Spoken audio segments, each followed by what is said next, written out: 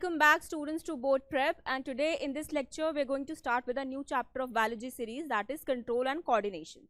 ठीक है, अब इससे पहले हम चैप्टर्स अपने कर चुके हैं रिगार्डिंग द ब्लूप्रिंट ऑल्सो कि किसमें कितना वेटेज एमसीक्यूज का है, कितना 2 मार्कर 3 मार्कर एंड 5 मार्कर का है. ठीक है, अब ये चैप्टर है वैसे बहुत बड़ा कि एनिमल कोऑर्डिनेशन भी पढ़ना है, प्लांट कोऑर्डिनेशन भी पढ़ना है, and then plant hormones animal hormones का भी हमें ध्यान रखना है. चैप्टर लंबा है लेकिन टोटल मार्क्स सिर्फ 3 मार्कर आएगा. इसमें से एक एमसीक्यू आएगा और एक 2 मार्कर का क्वेश्चन. 2 मार्कर में although you have the internal choice also कि एनिमल का पूछ सकते हैं, प्लांट का पूछ सकते हैं, तो पढ़ना तो देखो पूरा ही पड़ेगा. ठीक है, अब इसमें कॉन्सेप्ट समझते हुए चलो, you will be able to form the answers also. ज़्यादा टफ क्वेश्चंस यहाँ से नहीं बनने वाले हैं. इट्स वेरी सिंपल, या तो हार्मोनल क्वेश्चंस पूछेगा, ठीक है, एंड बहुत बेसिक हार्मोन्स का ही लिखा हुआ है, एंड या फिर आपका ही पूछेगा कि एनिमल कोऑर्डिनेशन कैसे होता है, किसके थ्रू होता है, what all organs are involve, या फिर प्लांट कोऑर्डिनेशन कैसे होता है. ठीक है, अब एनिमल से हम स्टार्ट करेंगे. एनिमल बहुत ईजी है, खुद से सोच सकते हो, you are also under the animal kingdom only. ठीक है, अब कंट्रोल कोऑर्डिनेशन का सबसे पहले तो टर्म पे आ जाओ, कंट्रोल कोऑर्डिनेशन. ठीक है, तो एनिमल नर्वस सिस्टम का यहाँ पे नाम लिखा हुआ है. कंट्रोल कैसे करते हैं किसी भी चीज़ को, कि हम जैसे चाहें वो चीज़ मूव कर जाए या हम चाहें तो वो चीज़ रुक जाए. राइट, यही होता है कंट्रोल करना. कोऑर्डिनेट करना क्या होता है, जैसे मैं यहाँ पे पढ़ा रही हूँ अभी, तो माई हैंड्स आर मूविंग. अब ये मेरा कोऑर्डिनेशन है कि मैं क्या बोल रही हूँ एंड मेरे हाथ कैसे मूव कर रहा है, whether I am moving, my legs are moving और नॉट. तो ये लिम्स का कोऑर्डिनेशन. ठीक है, तो ये हो गया. कंट्रोल भी करना है, हैंड मूवमेंट भी ज़्यादा नहीं होनी चाहिए, या फिर पढ़ाते वक्त हैंड मूवमेंट ज़्यादा नहीं होनी चाहिए. डांस में you need the hand and limb like your legs movement also. Right, तो डिपेंड करता है what activity you are performing, उसमें कितना कंट्रोल इज रिक्वायर्ड, कितना कोऑर्डिनेशन इज रिक्वायर्ड. ठीक है, तो यही पूरा बेसिक चैप्टर हम पढ़ रहे हैं कि ये जो हमें दिख रहा है कि very controlled movement is there, very coordinated movement. Dance में भी वी सी ना कि your hands are not coordinating with your legs, एक ग्रेस नहीं आ रहा, कोऑर्डिनेशन नहीं है. तो वो क्यों नहीं आ रहा, you have to control it with your brain. ठीक है, वी से ना कि अब कुछ भी चीज़ कंट्रोल करनी है which is obviously our under control. कुछ चीज़ें हमारी बॉडी में ऐसी होती हैं which is not under our control. तो आगे जो चैप्टर हम पढ़ेंगे will study about these things also, कौन सी वॉलंटरी चीज़ें होती हैं which we can control, and what all are the involuntary things which we can not control at all. ठीक है, अब जब कंट्रोलिंग की बात आ रही है, इफ़ आई नो कि मुझे ये पेन पकड़ना है, I have to hold it with a position like this. ठीक है, ऐसे करके होल्ड करना है, तब मैं कुछ लिख पाऊंगी यहाँ पे. So that is a control कि मेरा ये पेन स्लिप ना हो, एंड कोऑर्डिनेशन कि जो मैं सोच रही हूँ वो मैं यहाँ पे ABCD whatever I want to write मैं लिख पाऊँ यहाँ पे. ठीक है, दैट इज द कोऑर्डिनेशन. तो ये हो कैसे रहा है, what is the actual thing going inside our body. ठीक है, तो हम बिल्कुल लोवेस्ट लेवल पे आके देखेंगे. अभी अगर बिल्कुल टॉप लेवल देखो तो क्या है, माई हैंड्स आर मूविंग. ठीक है, अब हैंड्स के अंदर क्या है, muscles are there, bones are there, तो bones and muscles are moving. Then also we have nerves, nerves are helping. ठीक है, अब नर्व्स के अंदर भी क्या है, एक नर्व सेल होगा.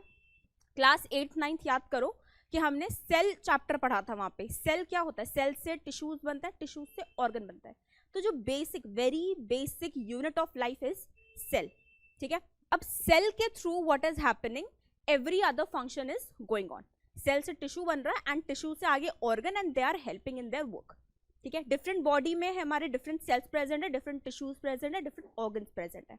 अब जो हम मसल्स की बात कर रहे हैं, मसल में we have our particular cell that is nerve cell. ठीक है, नर्व सेल को हम न्यूरॉन बोलते हैं, that is the very basic unit of our nervous system. हमारे नर्वस सिस्टम का बेसिक यूनिट क्या है, न्यूरॉन, नर्व सेल, जो आगे हेल्प कर रहा है हमें ये कंट्रोल कोऑर्डिनेशन करने में. अब ये कर कैसे रहा है, फॉर एग्जाम्पल अगर मैं आपको बोल रही हूँ कि कल ये आपको क्वेश्चन करके लाना है, मैंने आपको एक स्टेटमेंट दिया, मैंने आपको एक गाइडेंस दिया कि ये चीज़ आपको करके आना है, and you are doing it in return. मैंने आपको एक मैसेज दिया and you are performing on that message. Similar thing would happen here also. जब न्यूरॉन है, न्यूरॉन क्या है, बेसिक सेल है, बेसिक यूनिट है, बहुत सारे न्यूरॉन्स प्रेजेंट होंगे. एक न्यूरॉन का बस का नहीं है कि पूरी बॉडी को कंट्रोल कर ले, there are multiple neurons present. ठीक है, अब इनका काम क्या है, इनके एक तो स्ट्रक्चर है proper, this is the structure of a neuron, a basic neuron. ठीक है, स्ट्रक्चर अभी डिस्कस करेंगे क्या क्या चीज़ें प्रेजेंट है. मेन फंक्शन क्या है, अगर मुझे कुछ भी अपनी बॉडी से परफॉर्म करवाना है, अपने मसल्स को एक्टिव करना है, उसमें कोई इन्फॉर्मेशन देनी है, तो इन्फॉर्मेशन का जो रिसीव एंड ट्रांसमिशन है ये कौन करता है, न्यूरॉन करता है. ठीक है, अब ये कर कैसे रहा है, बेसिक फंक्शन समझ में आ रहा है, इसका फंक्शन क्या है, मैसेज को रिसीव करना, कोई भी मैसेज है, ठीक है, ब्रेन कॉम्प्रिहेंड करेगा, देन वो रिप्लाई करेगा, ठीक है। अगर मैं यहाँ पे कुछ बोल पा रही हूँ, there is a coordination between my brain, my hands and my verbal, जो भी मैं आपको कम्युनिकेट करना चाह रही हूँ, that is what, that is a control and coordination. मेरा ब्रेन कॉम्प्रिहेंड कर रहा है कि आपको ये चीज बोलनी है, दिस इज द मीनिंग, इस तरीके से एक्सप्लेन करना है, and my hands are moving accordingly, ठीक है। So this is done all by nervous system, and nervous system में क्या प्रेजेंट है, नर्व सेल्स, ठीक है। तो एक नर्व सेल का फंक्शन समझो, you will be able to understand rest of the nerves की कैसे वो वर्क कर रही है। इसका स्ट्रक्चर क्या है, देखो यहाँ पे एक तुम्हें ब्रांचिंग टाइप दिखेगा स्टार्टिंग में, दोज आर कॉल्ड डेंड्राइट्स। बीच में एक बॉडी है, स्फेरिकल बॉडी बोल सकते हो, ऑल्दो इसका कोई well defined we can not say का स्ट्रक्चर है, बट हाँ जो हमें विजुअलाइज होता है under microscope, we take it as a spherical type, ठीक है।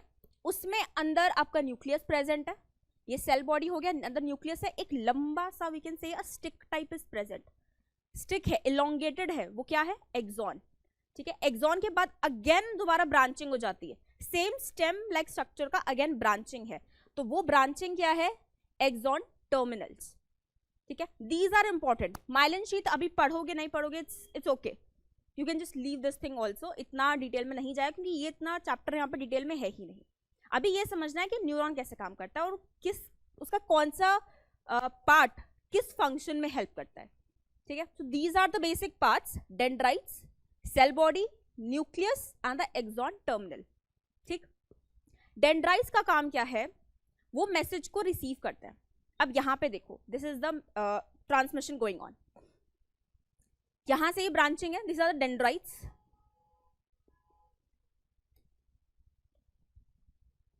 ठीक है, ये डेंड्राइट्स हैं, ये मैसेज को ले रहे हैं, रिसीव कर रहे हैं, कोई ना कोई आगे होगा, जैसे रिले रेस हम करते हैं ना, आगे कोई है जो मुझे पार्सल दे रहा है and then I am giving it to backwards, मैं जो भी मेरे पीछे खड़ा है, तो सेम चीज यहाँ पे है, एक न्यूरॉन यहाँ है, एक न्यूरॉन यहाँ होगा और एक नर्व सेल इधर भी होगा, ठीक है। तो यहाँ पे एक मैसेज आया, कोई भी मैसेज हो सकता है, suppose to raise my hand, ये एक मैसेज है जो मुझे फॉरवर्ड करना है, तो ये डेंड्राइट क्या करेगा, उस मैसेज को रिसीव करेगा, बॉडी यहाँ पे इसके थ्रू ये पूरा ट्रैवल करेगा, तो एक्सॉन का काम क्या हो गया, जिसके थ्रू वो, एक्सॉन इज अ स्ट्रक्चर जिसके थ्रू ट्रांसमिशन हो रहा है, ठीक है।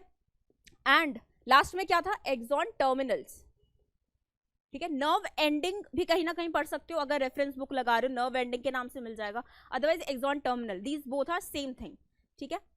तो ये क्या कर रहा है, ये दूसरा जो इसके पीछे एक और न्यूरॉन होगा उससे ये मैसेज को ट्रांसफर कर देगा, ठीक है। तो it's kind of relay race going on, इसने मैसेज लिया, इसने ट्रांसफर कर दिया, आगे वाले पे चला गया, सेम प्रोसीजर, आगे वाला न्यूरॉन भी ऐसे ही होगा, तो उसके डेंड्राइट्स वहां प्रेजेंट होंगे, वो अपने डेंड्राइट से इसका मैसेज रिसीव करेगा, एक्सॉन के थ्रू भेजेगा एंड देन टर्मिनल के थ्रू आगे वाले न्यूरॉन पे सेंड कर देगा। So in this way transmission will go on, ठीक है। अब ये बेसिक चीज समझनी है कि ट्रांसमिशन हो रहा है, ठीक है। ब्रेन का काम कहाँ पे आ रहा है या हमारे अदर बॉडीज पार्ट कहाँ पे यूटिलाइज हो रहा है वो हम थोड़ी देर बाद पढ़ेंगे, अभी सिर्फ इतना समझो कि ये एक्सॉन के थ्रू यहाँ पे मैसेज आपका ट्रांसफर हो रहा है।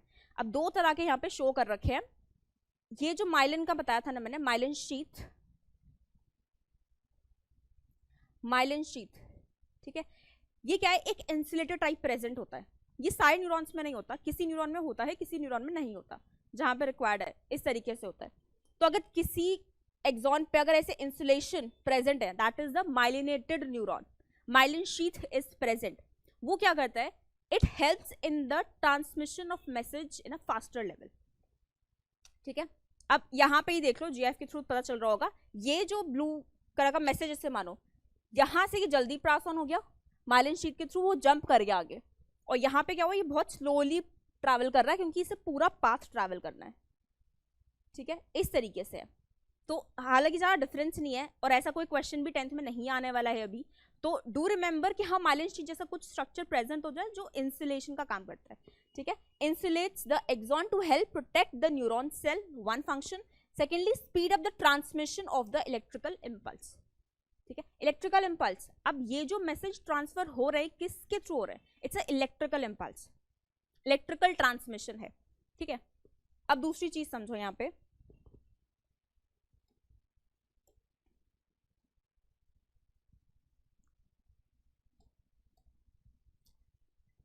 मैं सिर्फ लिख दे रही हूँ यहाँ पे, ठीक है। एक्सॉन 1, एक यहाँ पे एक्सॉन है, ठीक है, जो मैसेज भेजेगा एक्सॉन 2 को, and then axon 3, and then we have axon 4, ठीक है। Not axon but nerve cell मान के चलो, हाँ राइट, ठीक है, नर्व सेल। स्ट्रक्चर यही ध्यान में रखना कि जब ये वाला है तो इसका स्ट्रक्चर कैसे खत्म होगा,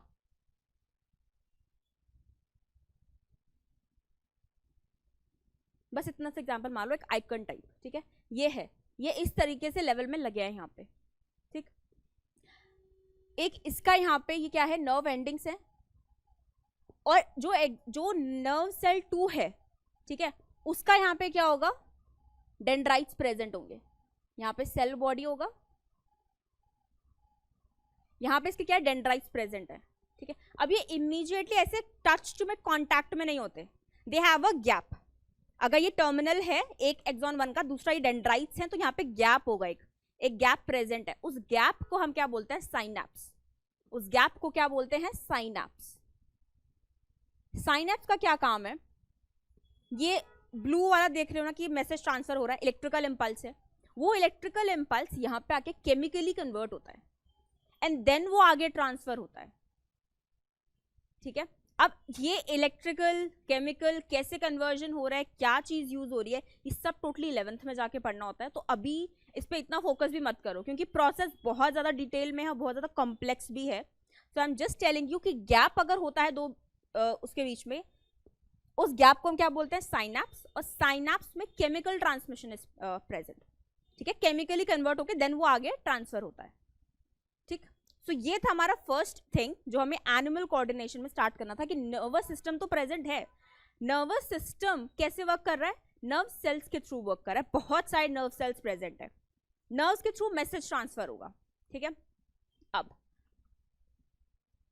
ये वाला तुम्हारे क्वेश्चन ही है, सिंपल एक एनसीईआरटी में क्वेश्चन दिया हुआ है, identify the parts of a neuron where information is acquired, पता होना चाहिए अब तक तो, dendrites, through which information travels as an electrical impulse, axon, where this impulse must be converted into a chemical signal for onward transmission। तो कहाँ था, synapse, मतलब will be having, हाँ synapse वर्ड ही आएगा, मतलब ठीक है, इसमें दो चीजें हो सकती हैं, टर्मिनल पे मत जाना, एक्सॉन टर्मिनल, ठीक है, where this impulse must be converted into a chemical signal, तो वो synapse है, ठीक है। जो मैसेज आके वो एंड कहाँ पे हो रहा है, एक्सॉन टर्मिनल पे, ठीक है, नर्व एंडिंग पे, बट कन्वर्जन कहाँ है, साइनैप्स पे है, ठीक। सो दिस इज 3 सिंपल क्वेश्चंस दिए थे। Now actual thing starts from here, nervous system. सबसे पहले तो नर्वस सिस्टम का ना डिवीजन करा हुआ है, और ये चार्ट मैंने इसलिए रखा है ताकि इजीली अंडरस्टैंड कर पाओ, वरना एनसीईआरटी की लैंग्वेज में थोड़ा आधा पहले लिखा हुआ है, आधा बाद में लिखा हुआ है, so will get confused, easily answer भी फॉर्म नहीं हो पाते हैं, ठीक है। तो स्टार्टिंग से समझो, नर्वस सिस्टम में हमने समझ लिया कि ठीक है, न्यूरॉन्स प्रेजेंट है, और न्यूरॉन के थ्रू ही we are able to transfer our message, ठीक है। अब मैसेज के लिए नर्व्स बहुत सारी प्रेजेंट होंगी, तो नर्वस सिस्टम जो हमारी पूरी बॉडी का नर्वस सिस्टम है वो 2 में डिवाइडेड है, 2 टाइप्स में डिवाइडेड है। पहला है सेंट्रल नर्वस सिस्टम जो सेंट्रली कंट्रोल कर रहा है, एंड पेरीफेरल नर्वस सिस्टम जो पेरीफेरी ऑफ आवर बॉडी पे वर्क कर रहा है। कैसे कर रहा है, इस तरीके से देखो, ये सेंट्रल नर्वस सिस्टम ब्रेन है और हमारा स्पाइनल कॉर्ड है, these 2 are the components of a central nervous system, जिसे हम सीएनएस बोलते हैं, एंड रेस्ट ये जो पीएनएस है, पेरीफेरी, पेरीफेरी का मतलब क्या, आउटस्कर्ट्स, आपका सर्कमफेरेंस। तो हमारी बॉडी का जो पेरीफेरल एरिया है वहां का कनेक्शन किसके थ्रू होता है, पेरीफेरल नर्वस सिस्टम के थ्रू होता है, ठीक है। सेंट्रल नर्वस सिस्टम में you have brain and spinal cord, these are the major portions, major component of the CNS, यही 2 कंपोनेंट होते हैं, इन 2 का अपना अपना अलग वर्क है, ठीक है। देन पेरिफेरल नर्वस सिस्टम में यू हैव न्यूरॉन्स जो टाइप्स में डिवाइड हो गए। अगेन अभी हमने न्यूरॉन पढ़ा, that was a basic neuron, वो सभी न्यूरॉन्स का फंक्शन है, बट अब हम जो पेरिफेरल नर्वस सिस्टम पढ़ रहे हैं उसमें डिवीजन हो जाएगा, ठीक है। जो रिसीव कर रहा है, एक जल्दी से भाग के आया, जैसे 2 लाइन में रिले रेस मान लो, ठीक है, उस एंड से स्टार्ट हो रही है, इस एंड पे खत्म होगी, तो यू हैव डिविजन्स आल्सो ना, कि एक जन लेके आ रहा है, फिर यहाँ से जब रिले रेस वापस स्टार्ट होगी, so you will be sending this person first, जो लास्ट में खड़ा होगा उसे भेजोगे वापस। तो एक जना हो गया, एक लाइन होगी रिसीविंग लाइन, एक लाइन हो गई सेंडिंग लाइन, ट्रांसमिशन की लाइन हो गई, ठीक है, तो वही चीज यहाँ पे मिलती है motor neurons and sensory neurons में। अभी समझते हैं एक एक करके, यहाँ पे बहुत इजी लैंग्वेज में लिखा हुआ है, ठीक है। इस चार्ट को बस याद कर लोगे ना, you will understand how CNS and PNS are working, और यही पूछा जाता है एनसीईआरटी में। जब ब्रेन वाला टॉपिक स्टार्ट होगा उसमें लिखा हुआ है सीएनएस एंड पीएनएस के बारे में, जो भी एक एक लाइन लिखा हुआ है, दैट्स इट, ठीक है। बट क्वेश्चन में यू कैन सी क्वेश्चन पूछ लेता है वो कि सीएनएस एंड पीएनएस में डिफरेंस बता दो, या फिर how they both are differently acting, या फंक्शन उनका क्या होता है, तो you should know in a easy language also, ठीक है। तो अब ब्रेन को हम क्या बोलते हैं कि हम थिंक कहाँ से करते हैं, ब्रेन से। हमारी पूरी बॉडी का कंट्रोल एंड कोऑर्डिनेशन कहाँ से हो रहा है, ब्रेन के थ्रू हो रहा है, बिकॉज ब्रेन ही सोच समझ के बताएगा ना, कॉम्प्रिहेंड करके बताएगा कि ये चीज होनी चाहिए एंड ये नहीं होना चाहिए, ठीक है। तो ये हमारा ब्रेन क्या है, major part, receives and process the sensory information, initiates the response, stores, memory generates thoughts and emotions and etcetera. काफी चीजें हैं जो ब्रेन कॉम्प्रिहेंड करता है। मैसेज को रिसीव करना, उसे थिंकिंग प्रोसेस में डालना, देन उसे कॉम्प्रिहेंड करना, समझना उस चीज को। कोई भी सिचुएशन सामने है अगर सोच के करने वाली है, like you have some kind of situation जहाँ पे बहुत स्पॉन्टेनियसली रिएक्ट करना है, एक सिचुएशन है जहाँ पे सोच समझ के रिएक्ट करना है। जहाँ पे सोच समझने वाला काम आता है वहाँ पे ब्रेन का फंक्शन बहुत ज्यादा एनहांस्ड होता है। वाई? फर्स्ट ऑफ ऑल उसे सिचुएशन समझनी है, देन उसे कॉम्प्रिहेंड करना है what can be the consequences. मैं इस तरीके से रिएक्ट करूंगा तो क्या होगा, मेरी बॉडी इस तरीके से रिएक्ट करेगी तो क्या होगा। And another thing, what is right what is wrong, जो भी हमारे मेमोरी में है, ठीक है। एंड जो स्पॉन्टेनियस रिएक्शन है, जो बिना सोचे समझे करना होता है। फॉर एग्जाम्पल, जो बहुत बेसिक होता है कि अगर कोई भी चीज गर्म है, बहुत ज्यादा ठंडी है, बहुत ज्यादा गर्म है, तो उसे सोचने का टाइम नहीं लगाओगे, छूते हाथ पीछे कर लोगे, तो उसमें ब्रेन का रोल ही नहीं है, दैट इज स्पॉन्टेनियस, वो रिफ्लेक्स है, ठीक है। तो यहाँ पे ब्रेन का पूरा फंक्शन, और ये दोनों ही पार्ट सीएनएस के हैं, डोंट वरी, ऐसा कुछ नहीं कि पीएनएस से काम हो रहा है वो। Spinal cord is the another part, जो किसमें हेल्प कर रहा है, conducts a signal to and from the brain, brain के पास लेके जाना एंड ब्रेन से वापस लेके आना इंफॉर्मेशन, वो कौन कर रहा है, spinal cord. Also controls the reflex activities, reflex आता है जो बिना सोचे समझे स्पॉन्टेनियस है, ठीक, that is the reflex one. अब कुछ चीजें होती हैं जो आपको स्पॉन्टेनियसली ही रिएक्ट करनी है। अब ये मत सोचो, हालांकि ये तो बहुत बेसिक एग्जांपल होता है जो एनसीईआरटी में गिवन है, हॉट सब्सटेंस हो गया, कोल्ड सब्सटेंस हो गया। मेजरली क्या होता है ना रिफ्लेक्स में, our body has some kind of memory कि ये चीज हमारे लिए डेंजर है, तो उसमें ब्रेन का रोल ही नहीं है, ब्रेन ने ऑलरेडी कॉम्प्रिहेंड करके दे दिया है कि ये डेंजर है, ये डेंजर सिचुएशंस हैं, ठीक है। इसमें आपको खुद ही रिएक्ट करना है, आपकी बॉडी खुद ही रिएक्ट करेगी। मुझे मेरे पास इन्फॉर्मेशन भेजो ही मत कि मैं सोचूंगा समझूंगा देन आपको इन्फॉर्मेशन दूंगा, नहीं करना, रिफ्लेक्स करो। रिफ्लेक्स किसके थ्रू कोऑर्डिनेट होता है, स्पाइनल कॉर्ड के थ्रू, ठीक है। तो it's not only about hot and cold things या कोई और डेंजर थिंग, या किसी को, देखो दो चीजें होती हैं, नॉट टू डिफरेंट। किसी पर्सन को डॉग से डर लग सकता है, किसी पर्सन को डॉग से डर नहीं लगता है, they find very cute and sweet, ठीक है। बट यहाँ पे अब एक और रिफ्लेक्स आएगा, देखते ही वहां पे आपको पता है कि अच्छा डॉग आने वाला है, you have this danger signal inside your body, वहां पे भी इट्स अ रिफ्लेक्स, ठीक है, वहां भी रिफ्लेक्स है।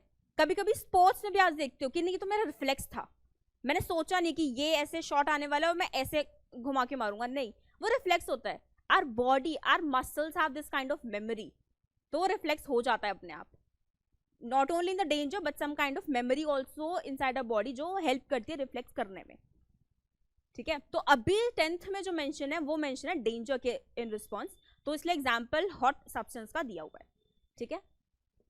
अब यहाँ पे देखो, brain and spinal cord message ले रहे हैं, मैसेज दे रहे हैं, लेकिन किससे ले रहे हैं, किसको दे रहे हैं, नर्व्स ही प्रेजेंट होंगी।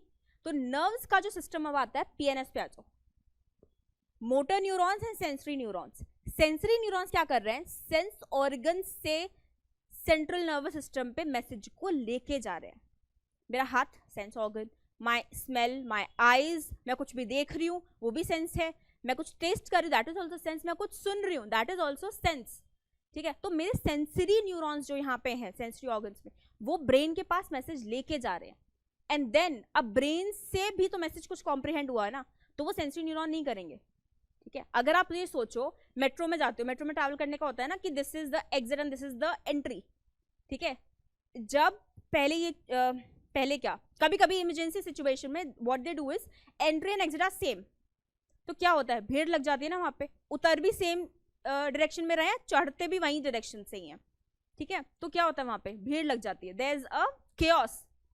वही chaos हमारी बॉडी में मच जाता, अगर सेंसरी न्यूरॉन्स ही मैसेज लेके भी जा रहे हो वापस लेके भी आएंगे, दो चीजें होंगी, एक तो chaos हो जाएगा, दूसरा टाइम बहुत लगेगा कॉम्प्रिहेंड करने में, क्योंकि एक ही चीज दो दो फंक्शन कर रहा है।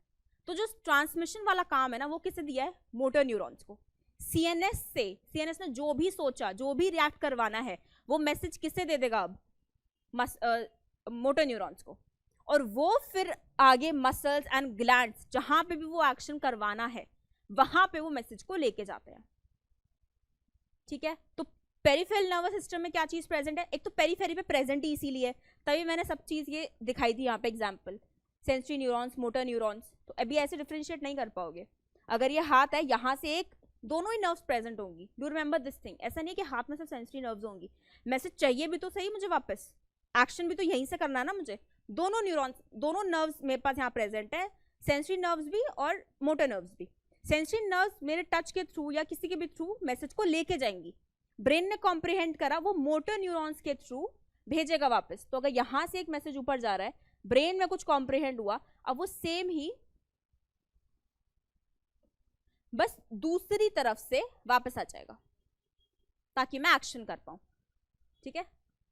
So in this way they are, central nervous system and peripheral nervous system are coordinating in our actions, ठीक है। सेंट्रल नर्वस सिस्टम थिंक कर रहा है, मेनली प्रोसेस कर रहा है चीजों को, चाहे वो स्पाइनल कॉर्ड हो चाहे वो ब्रेन हो, और पेरिफेरल नर्वस सिस्टम हेल्प कर रहा है ट्रांसमिशन में, रिसीविंग में एंड ट्रांसमिशन में, ठीक।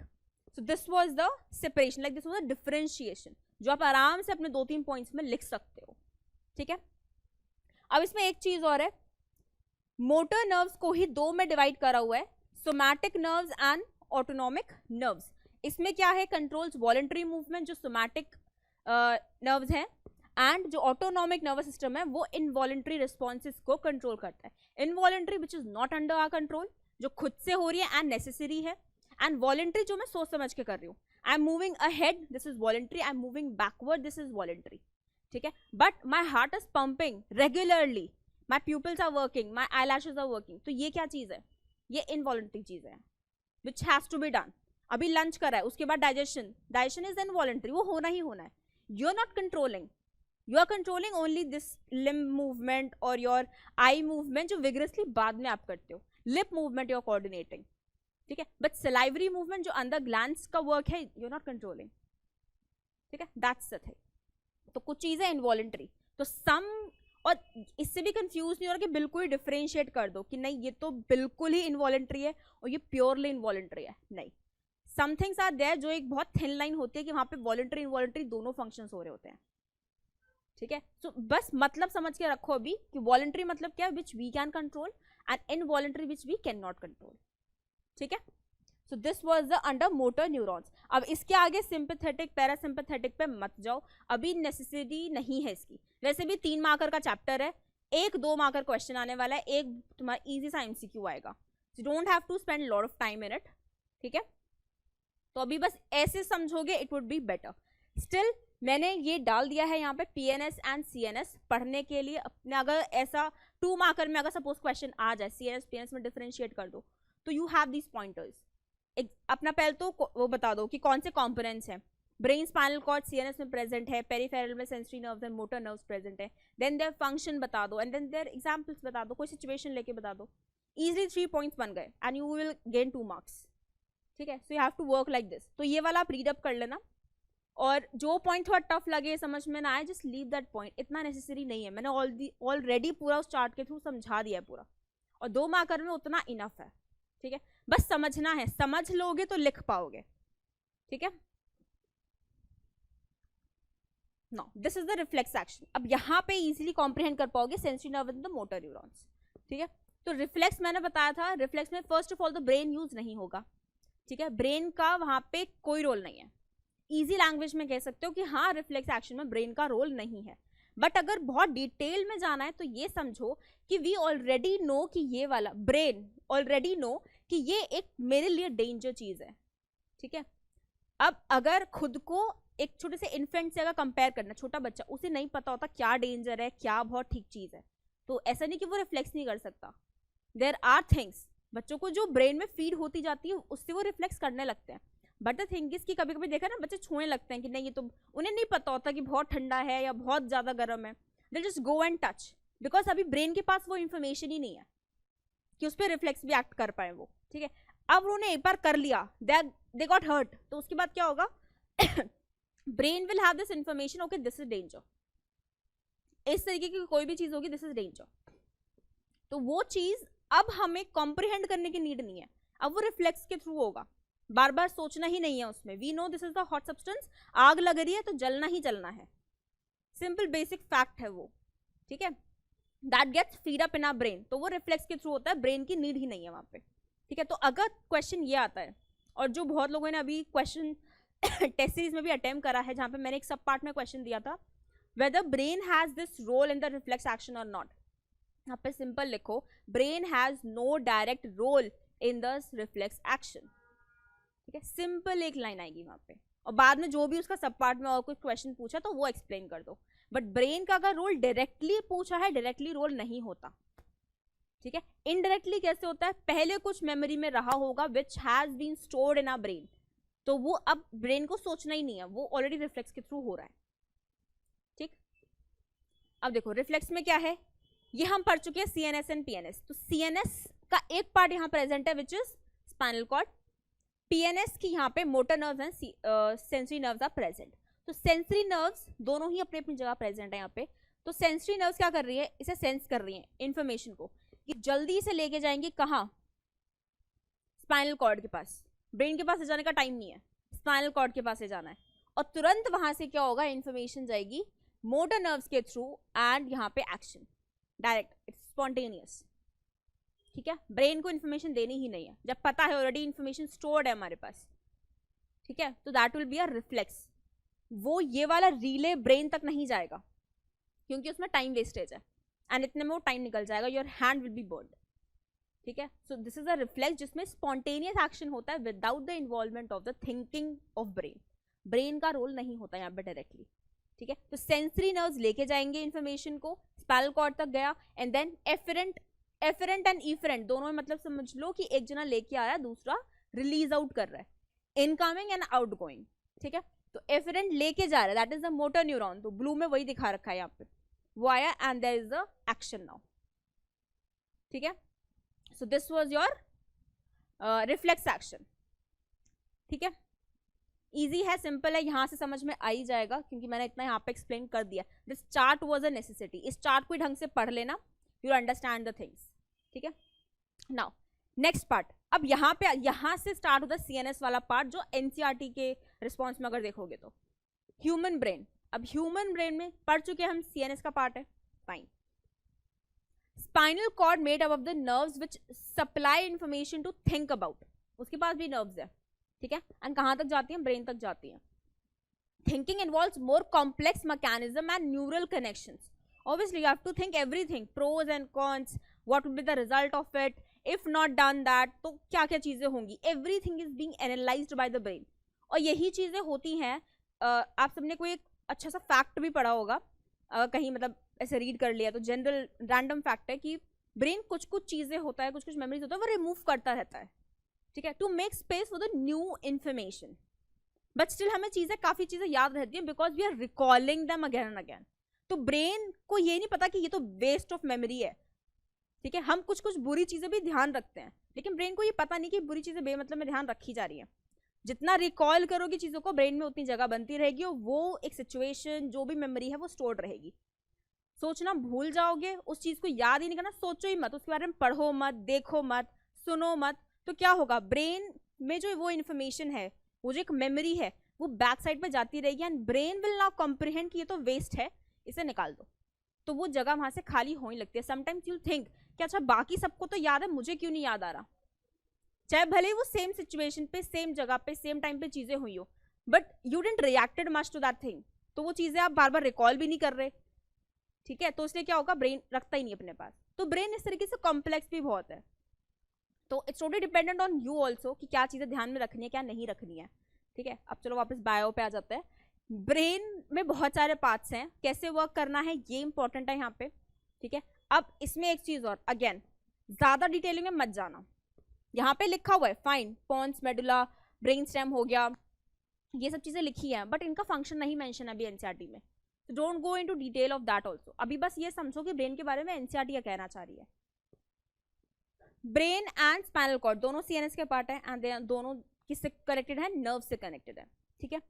ब्रेन का मेन पार्ट आता है, वो कोऑर्डिनेट कर रहा है, वो थिंक कर रहा है, वही बताएगा कि ये चीज होनी चाहिए, ये चीज नहीं होनी चाहिए।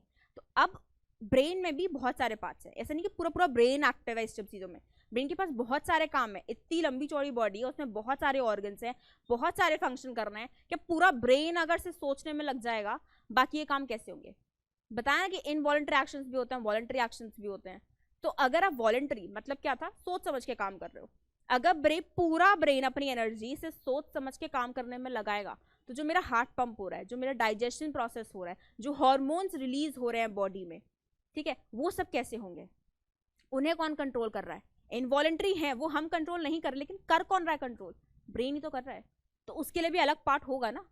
तो हियर वी हैव 3 पार्ट्स में डिवाइडेड है ब्रेन, फोर ब्रेन सबसे आगे वाला part, mid brain, and then we have hindbrain. अब इसका आपको फंक्शन पूछा जाता है कि fore brain, mid brain and hind brain, इनका इन टोटल फंक्शन क्या है। Although we have many sub parts of these parts also, but उसमें नहीं जाना हमें। एक टेबल यहाँ आराम से दे रखी है मैंने, फोर ब्रेन, इसमें याद रखो इंपॉर्टेंट पार्ट है cerebrum. Cerebrum is a major part, जो बड़ा सा पार्ट होता है, this is a cerebrum part, ठीक है। बाकी सब चीजें भूल जाओ अभी के लिए, पढ़ सकते हो, याद रह जाए अच्छी बात है, नहीं रह जाए और भी अच्छी बात है, कोई दिक्कत वाली बात नहीं है, 10th में लिखना ही नहीं है इन सब चीजों को। सेरिब्रम याद है, फाइन। अब ये फंक्शन सारे याद कर लो। सेरिब्रम का मेन थिंकिंग पार्ट होता है, ये तो बहुत ज्यादा इंपॉर्टेंट है, थिंक करना, कॉन्सेंट्रेट करना, ठीक है, मेमोरी वाला पार्ट, ये सब किसका है, सेरिब्रम का पार्ट है। तो we have main thinking part of the brain, cerebrum. अब ये वाले जो फंक्शंस है, ये मत सोचो कि ये सब मुझे याद करना पड़ेगा तभी ये लिख सकते हैं, नहीं। अगर आपसे ये पूछता है कि फोर ब्रेन का फंक्शन क्या है, आप ये सारे फंक्शन लिख के आओ, 2 या 3 ही पूछेगा, वरना एक ही पूछेगा, ठीक है। Intelligence and voluntary actions, centres of smell, smell, site, वो सब लिख सकते हो, यही वाला ऑपरेट करता है। हंगर एंड थर्स्ट, सेंटर्स हैं यहाँ के हंगर एंड थर्स्ट, तो हंगर है, थर्स्ट है, मेरा भी गला सूख रहा है, पानी पीना है, तो दैट इज कौन मुझे बता रहा है, मेरे गले को, मतलब मैं सोच कैसे पा रही हूँ कि मुझे प्यास लग रही है, बिकॉज ऑफ सेरिब्रम, वो थिंक कर रहा है, ठीक है। Instructs muscles to do various type of jobs, motor actions, मेरे हाथ मूव कर रहे हैं, मैं ये मूवमेंट कर रही हूँ, this is voluntary and this is done by cerebrum. मैंने सोचा है मुझे ये करना है, एग्जाम्पल देना है, आपको बताना है, that is voluntary, done by cerebrum, part of fore brain, ठीक है। Now mid brain and hind brain, इन दोनों का काम आता है कि बहुत सारे इनवॉलंटरी एक्शंस होते हैं, उसमें ये मिड ब्रेन और हाइंड ब्रेन एक्टिव होते हैं, ठीक है। अब लेकिन इनवॉलंटरी एक्शंस तो बहुत सारे हैं, तो वो इन लोगों ने डिवाइड कर लिए हैं, ठीक है। कैसे, मिड ब्रेन में आप ध्यान रखो, रिफ्लेक्स मूवमेंट यहां से कंट्रोल होती है, reflex movements of neck, hand, trunk in response to visual और ऑडिटरी स्टिमुलाई। जो वहां पे हीट देखा था ना कि कैंडल लगी है, बर्न होगा हाथ, तो that candle is what, stimulus. मेरा हैंड क्या है, द सेंसरी ऑर्गन, ठीक है, वहां से वो इंफॉर्मेशन जा रही है एंड रिफ्लेक्स होगा, मुझे हाथ पीछे करना है, ठीक है। एकदम से यू सी कोई भी चीज गिरती है, अगर आप यहाँ खड़े हो, मैं नहीं देख रही ऊपर, लेकिन अगर ऊपर से कुछ गिर रहा है, आई हैव दिस साइट कि हाँ कुछ गिर रहा है, मैं एकदम से पीछे हो जाऊंगी, दैट वाज रिफ्लेक्स। सोचा नहीं मैंने कि गिरने देते हैं पहले, मुझे लगेगा तब मैं पीछे हटूंगी, नहीं, दैट वाज द रिफ्लेक्स, ठीक है। तो वो ऑडिटरी हुआ, मतलब सुन के हुआ, साइट के थ्रू हुआ, विजुअल था, या स्मेल के थ्रू हुआ। बहुत कहीं से निकलते हो, वहां पे बहुत डस्टबिन है, बहुत ज्यादा बदबू आ रही है, you will just get away from that place, ठीक है। तो क्या होता है, that is the olfactory your nerves, वो आपको स्मेल करवा रही है कि हाँ ठीक है बहुत गंदी बदबू आ रही है। गैशियस, केमिस्ट्री लैब में जाते हो, गैशियस स्मेल आती है वहां पे, you can stay in that gas chamber, तो वहां से बाहर निकलने का मन करता है, why, because of this only, ठीक है। तो this a mixup of voluntary and involuntary. Also controls the reflex movements of the eye muscles, change in the size of pupil, ठीक है, ये इनवॉलंटरी है। प्यूपिल का साइज चेंज आप खुद नहीं करते, वो अपने आप होता है, तो वो involuntary, that is done by mid brain. अगर involuntary actions of hind brain पे आओ तो यहाँ पे देखो क्या लिखा हुआ है, और breathing controls the involuntary actions of breathing, ठीक है। और भी जो बाकी के होते हैं स्वॉलोइंग, कफिंग, वॉमिटिंग, ठीक है, खुद से आप नहीं रोक रहे, उसी चीजों को वो मत करना। ये चीजें आती है mixup of involuntary and voluntary, ठीक है। इनवॉलेंट्री है, वो खुद से आ रहा है ऊपर, then you are feeling sick. अगर वो आपके कंट्रोल में होता तो उसे रोक लेते वॉमिट को, ठीक है।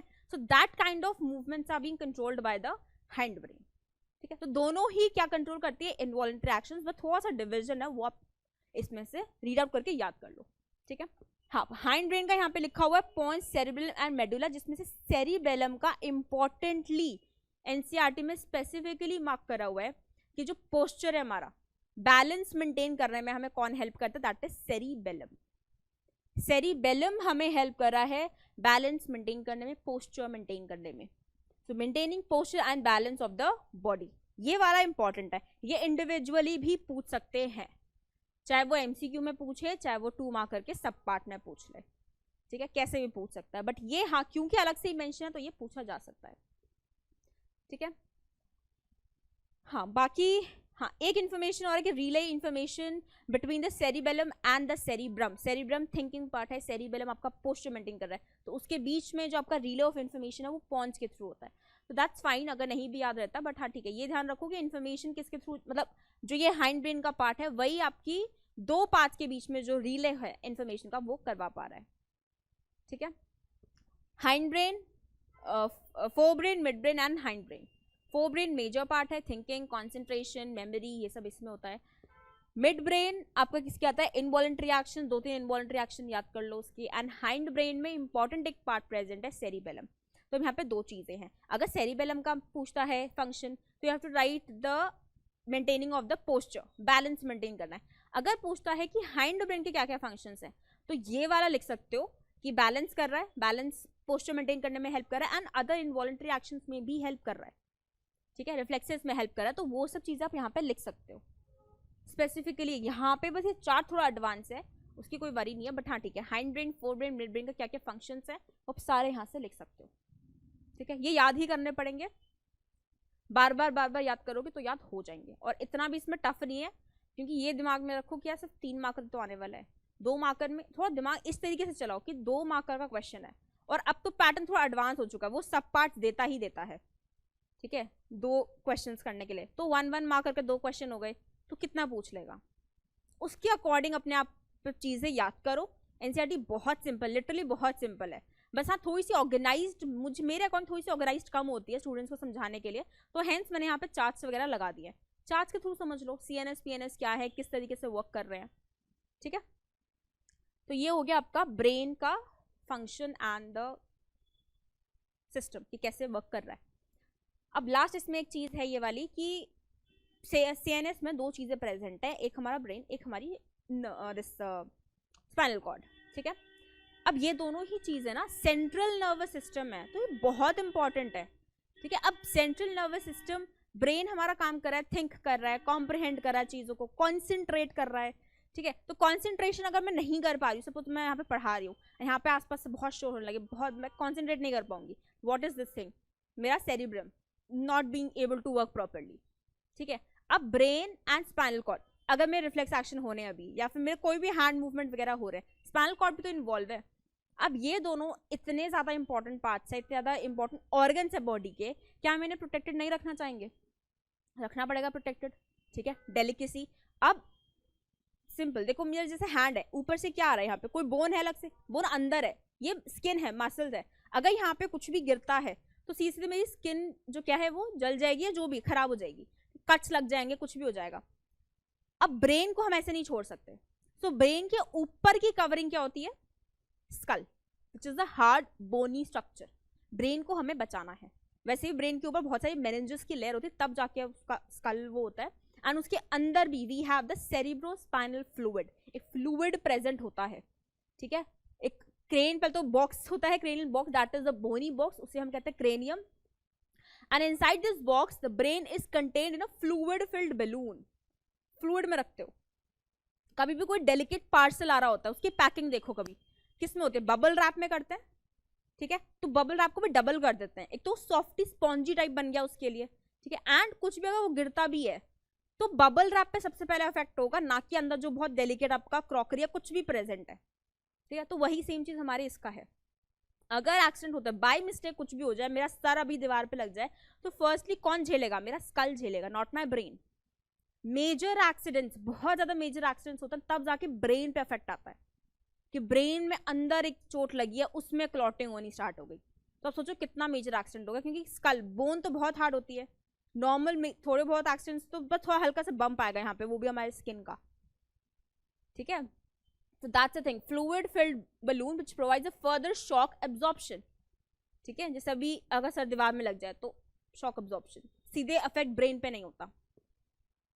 और दूसरा हमारा क्या है, स्पाइनल कॉर्ड। तो स्पाइनल कॉर्ड के लिए भी एक बोनी कवरिंग है, जिसे हम क्या बोलते हैं, वर्टिब्रल कॉलम, या फिर बैकबोन जिसे हम बोलते हैं, रीढ़ की हड्डी।